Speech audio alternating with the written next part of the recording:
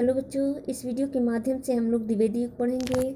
इससे पहले हम भारतीय युग पढ़ चुके हैं। ठीक है, द्विवेदी युग में क्या है कि सन 1900 तक भारतीय युग की समाप्ति मानी जाती है, यानी सन 1900 तक भारतीय युग की समाप्ति मानी जाती है। और सन 1900 से 1922 तक शताब्दी के प्रथम चरण को हिंदी साहित्य में द्विवेदी युग माना जाता है। यानी शताब्दी के प्रथम चरण 19वीं शताब्दी जो है आपका जो है 20वीं शताब्दी 1900 से 1922 तक शताब्दी के प्रथम चरण को हिंदी साहित्य में द्विवेदी युग माना जाता है। इस युग को जागरण या सुधार काल भी कहा जाता है। किस युग को? द्विवेदी युग को। द्विवेदी युग को जागरण या सुधार काल भी कहा जाता है, कहा गया है। हिंदी साहित्य के द्वितीय उत्थान का प्रथम सन 1903 में हुआ था। यानी हिंदी साहित्य का प्रथम उत्थान जो है भारतीय युग में हुआ था और द्विवेदी युग में द्वितीय उत्थान हुआ था। यानी तो सन 19 ये कब हुआ था? 1903 में।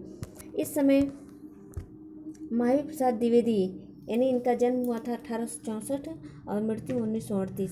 तो इस समय महावीर प्रसाद द्विवेदी का उदय हिंदी साहित्य के लिए वरदान सिद्ध हुआ। किसके लिए? जब 1864 से 1938 तक द्विवेदी जी का जन्म 1868 में हुआ था। 1934 में इनकी मृत्यु हुई थी। तो महावीर प्रसाद द्विवेदी का उदय हिंदी साहित्य के लिए क्या हुआ? वरदान सिद्ध हुआ।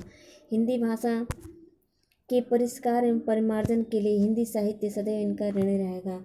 हिंदी भाषा के परिष्कार यानी परिष्कार का मतलब होता है साफ सुथरा, यानी उसमें जो भी त्रुटियां थी, जो भी उनमें गलतियां थी, उसको उन्होंने परिष्कार किया, उसे साफ किया, उसे हटाया।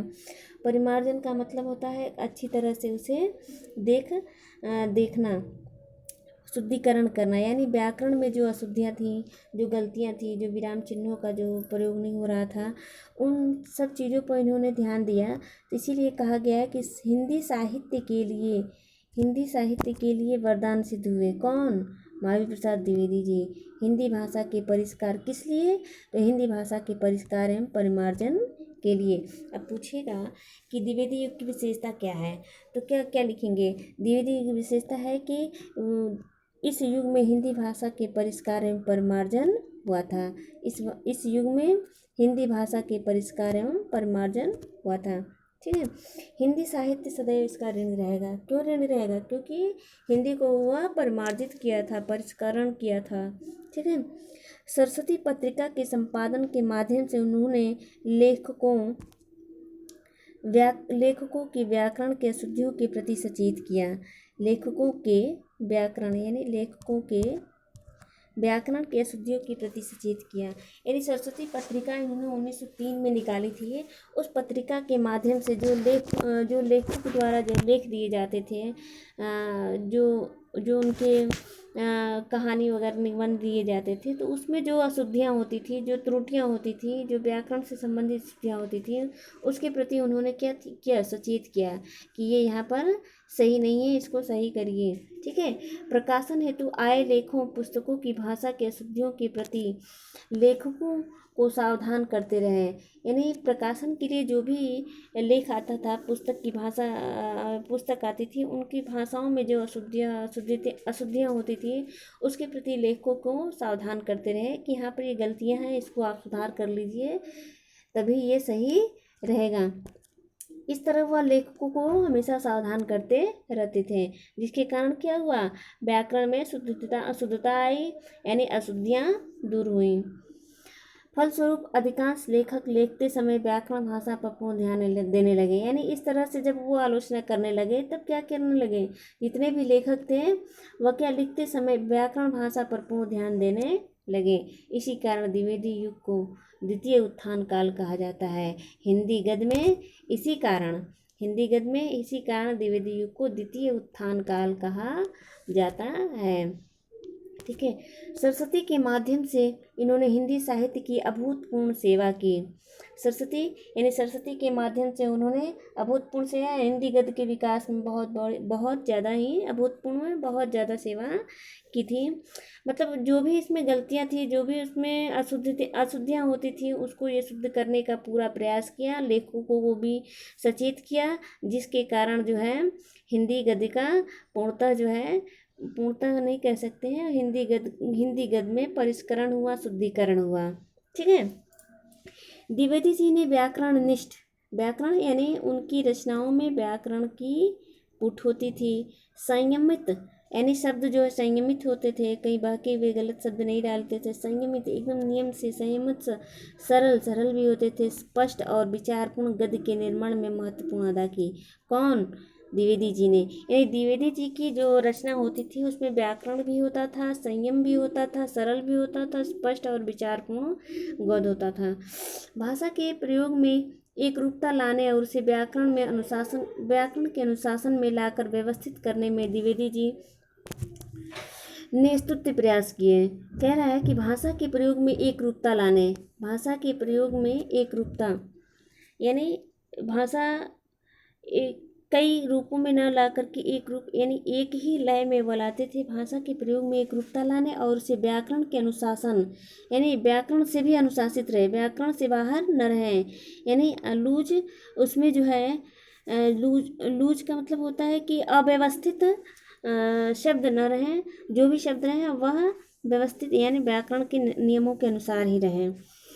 तो व्याकरण के अनुशासन में लाकर व्यवस्थित करने में द्विवेदी जी ने स्तुत्य प्रयास किए। स्तुत्य में से प्रशंसनीय, जो भी उन्होंने व्याकरण के लिए प्रयास किया वह अत्यंत ही प्रशंसनीय प्रयास किया।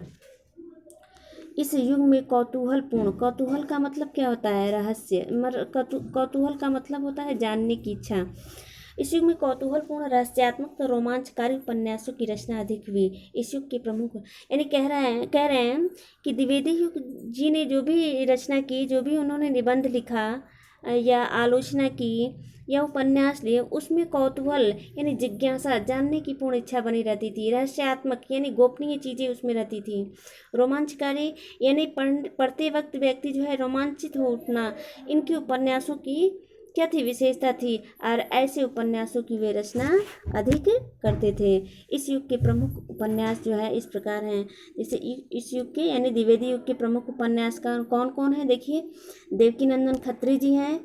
देवकीनंदन खत्री जिनका उपन्यास चंद्रकांता, भूतनाथ, अनूठी बेगम, इनके 3 उपन्यास हैं। अब देखिए देवकीनंदन खत्री किस युग के उपन्यासकार हैं? तो द्विवेदी युग के। उनकी रचनाओं के या उनके उपन्यास का नाम बताइए। तो देवकीनंदन खत्री के उपन्यास चंद्रकांता है, भूतनाथ है, अनूठी बेगम है। ठीक है। उसी तरह किशोरीलाल गोस्वामी की जो है उपन्यास तारा है और रजिया बेगम। क्या है? तारा और रजिया बेगम। गोपाल दास गहमरी जो है क्या थे? द्विवेदी युग के उपन्यासकार हैं। द्विवेदी युग के उपन्यासकार हैं जिन्होंने उपन्यास लिखी सरकटी लाश और जासूस की भूल। ये 2 उपन्यास इनके हैं। किसके? गोपाल दास गहमरी जी के। ठीक है। सरकटी लाश और जासूस की भूल। उसी तरह अयोध्या सिंह उपाध्याय का भी उपन्यास है अधखिला फूल और ठेठ हिंदी का ठाठ। यानी अयोध्या सिंह उपाध्याय किस युग के उपन्यासकार हैं? ऐसे प्रश्न पूछेगा कि अयोध्या सिंह उपाध्याय किस युग के उपन्यासकार हैं? तो आप बताएंगे द्विवेदी युग के, या द्विवेदी युग के उपन्यासकारों के नाम बताइए। तो आप लिखेंगे देवकीनंदन खत्री, किशोरीलाल गोस्वामी, गोपाल दास गहमरी और अयोध्या सिंह उपाध्याय। ठीक है। तो अयोध्या सिंह उपाध्याय के उपन्यास का नाम है अधखिला फूल और ठेठ हिंदी का ठाठ। ठीक है। आगे देखते हैं। सरस्वती पत्रिका के प्रकाशन के साथ ही हिंदी कहानी का जन्म हुआ। सरस्वती पत्रिका के प्रकाशन के साथ ही हिंदी इस कहानी का जन्म हुआ। और इन कहानियों में देखिए किशोरीलाल गोस्वामी कृत इंदुमती कहानी हिंदी गद्य की प्रथम कहानी मानी जाती है। यानी पूछता है कि हिंदी गद्य की प्रथम कहानी किसे मानी जाती है? तो इंदुमती। और यह किसका है? तो किशोरीलाल गोस्वामी जी का है। हिंदी गद्य की प्रथम कहानी ये मानी जाती है। लाला भगवान दीन की जो है कहानी क्या है? प्लेग की चुड़ैल। लाला भगवान दीन ये क्या है? कहानीकार हैं द्विवेदी युग के। और इनकी जो कहानी है प्लेग की चुड़ैल। उसी तरह रामचंद्र शुक्ल, इनका कहानी है 11 वर्ष का समय। रामचंद्र शुक्ल, अब कहेंगे कि रामचंद्र शुक्ल शुक्ल युग के हैं, तो शुक्ल युग से पहले भी इन्होंने रचना की जो द्विवेदी युग में आता है। तो द्विवेदी युग में उन्होंने 11 वर्ष का समय जो है एक कहानी लिखी जो द्विवेदी युग में था। ठीक है। और बंग महिला जो है लेखक थी, क्या थी, कहानीकार थी, लेखक यानी कहानीकार थी। इन्होंने दुलाई वाली नामक कहानी लिखी। दुलाई वाली नामक कहानी इन्होंने लिखी थी, ठीक है। और चंद्रधर शर्मा गुलेरी उसने कहा था, जिसको आप पढ़ेंगे, ठीक है, उसने कहा था, चंद्रधर शर्मा गुलेरी। ये क्या है, कहानी है, इस युग की प्रमुख कहानीकार हैं, ठीक है। फिर इसके बाद जो है द्विवेदी युग में समाज की दुर्दशा, आर्थिक विषमता, धार्मिक कुरीतियों तथा राष्ट्रीय समस्याओं को निबंधों का विषय बनाया गया। अब देखिए द्विवेदी युग में समाज की दुर्दशा, उस समय समाज की स्थिति क्या थी, किस तरह की विषमताएं थी, गरीब गरीब रह जाते थे और अमीर अमीर होते जा रहे थे, गरीबों की दशा जो है अत्यंत दयनीय थी। उस दशा पर उन्होंने निबंध की रचना की। उनके उन जनजीवन से विषय वस्तु को धारण किया, विषय वस्तु को उठाया और उनके ऊपर जो है निबंध लिखा। आर्थिक विषमता का मतलब धन, यानी जो किसी के पास धन बिल्कुल नहीं था, किसी के पास धन पर धन होता चला जा रहा था, यानी अमीर अमीर होते जा रहे थे और गरीब गरीब होते जा रहे थे। उन्हें प्रताड़ित किए जाते थे, उन्हें दबाया जाता था, उन्हें चाबुक के।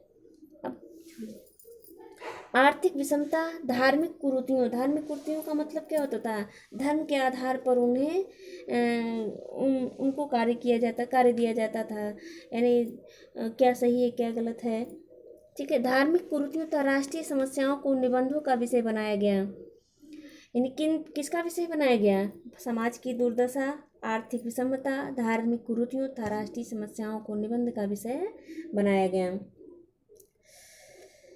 अब देखिए इसमें जो है द्विवेदी युग में व्यंग्यात्मक निबंधों की रचना तो नहीं हुई थी, व्यंग्यात्मक यानी व्यंग तो नहीं लिखे गए थे, समाज की दुर्दशा पर ही निबंध बनाए गए थे। समाज में क्या आर्थिक विषमता है, क्या धार्मिक कुरीतियाँ हैं, या राष्ट्र में क्या समस्या हैं, इन विषयों पर जो है निबंध की रचना की जा रही थी। समाज की दुर्दशा, आर्थिक विषमता, धार्मिक कुरीति और राष्ट्रीय समस्याओं को निबंध का विषय बनाया गया था। निबंध रचना में वर्णनात्मक, भावात्मक, विवरणात्मक, कथात्मक, विचारात्मक आदि विभिन्न शैलियों के दर्शन होते हैं। यानी वर्णात्मक, भावात्मक, इसमें भाव क्या थे, विवरणात्मक, इसकी विवरण की जाती है, कथात्मक, कथा क्या है, विचारात्मक, विचार आदि विभिन्न शैलियों के दर्शन होते हैं किसमें, द्विवेदी युग के निबंध रचना में, ठीक है। आगे देते हैं, द्विवेदी युग में आलोचना, संस्मरण, जीवनी, यात्रा वृत्त तथा पत्र साहित्य की रचना प्रारंभ हो गई थी। अब देखिए द्विवेदी युग में आलोचनाएं शुरू हो गई थी, आलोचना की जाती थी, ठीक है। यहाँ पर जो है इस आलोचना, संस्मरण, जीवन, यात्रा वृत्त, पत्र साहित्य की रचना प्रारंभ हो गई थी, यानी उस समय जो है आलोचनाएं लिखी जाने लगी। किस युग में, द्विवेदी युग में। संस्मरण, जीवनी, संस्मरण का मतलब क्या होता है, किसी वस्तु को, किसी जगह जाते हैं और वहाँ देखते हैं दृश्य को, और जो भी आपके स्मृति चिन्ह में जो आपके मानसिक पटल पर स्मरण रह जाते हैं, उसको जब आप लिखते हैं तो वह संस्मरण हो जाता है। यानी जो भी आपने देखा है वह अपने वाक्यों, अपने शब्दों के माध्यम से जो प्रकट करते हैं वह संस्मरण हो जाता है। आलोचना का मतलब होता है कि किसी विषय के गुण दोषों को अच्छी तरह से देखना। जीवनी का मतलब है किसी महान व्यक्ति या किसी महत्वपूर्ण व्यक्ति के जीवन से लेकर अंत तक के उनके जीवनी को लिखना ही जीवनी कहा जाता है। यात्रा वृत्त यानी आप कहीं यात्रा पर जाते हैं और उस समय किन किन स्थितियों को देखते हैं उसका वृत्तांत वर्णन करते हैं, वह यात्रा वृत्त हो जाता है। यानी द्विवेदी युग में आलोचना, संस्मरण, जीवनी, यात्रा वृत्त तथा पत्र साहित्य का मतलब पत्र लिखना प्रारंभ हो गया था। किस युग में, द्विवेदी युग में। अब पूछेगा द्विवेदी युग की विशेषता बताएंगे, तो द्विवेदी युग की विशेषता क्या हो जाएगी, उस समय जो है हिंदी भाषा का परिष्करण हुआ, परिमार्जन हुआ। उस समय आलोचना, संस्मरण, जीवन, यात्रा वृत्त, पत्र साहित्य की रचना प्रारंभ हो गई। निबंधों की रचना प्रारंभ हुई। निबंधों में समाज की दुर्दशा, समाज की मार्मिक दशाओं पर या सामाजिक समस्याओं पर निबंध लिखे जाने लगे।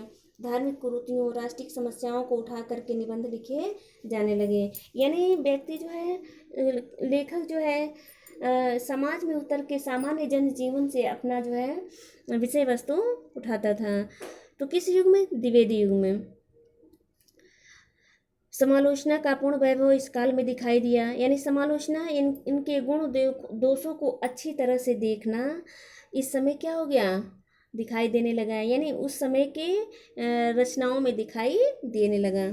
पंडित महावीर प्रसाद द्विवेदी, मिश्र बंधु, पदम सिंह शर्मा प्रमुख आलोचक हैं। यानी आलोचक कौन कौन से हैं? पंडित महावीर प्रसाद द्विवेदी, मिश्र बंधु, पदम सिंह शर्मा, ये क्या है? प्रमुख आलोचक हैं। इस प्रकार द्विवेदी युग में भाषा परिष्करण, विभिन्न विधाओं में साहित्य सृष्टि के साथ हिंदी साहित्य का चतुर्दिक विकास हुआ। यानी उस समय जो है भाषा का परिमार्जन हुआ और विभिन्न विधाओं का साहित्य में समावेश हुआ, और साहित्य की सृष्टि के साथ साथ साहित्य का चतुर्दिक यानी चारों दिशाओं में विकास हुआ। चारों दिशाओं का मतलब निबंध लिखे जाने लगे, आलोचना लिखी जाने लगी, कहानी लिखी जाने लगी, और क्या था? और संस्मरण, जीवनी, यात्रा वृत्ति, ये सारी विधाएं लिखी जाने लगी, जिससे हिंदी साहित्य का चहुमुखी विकास होने लगा। ठीक है, तो इस प्रकार जो है हमारा जो है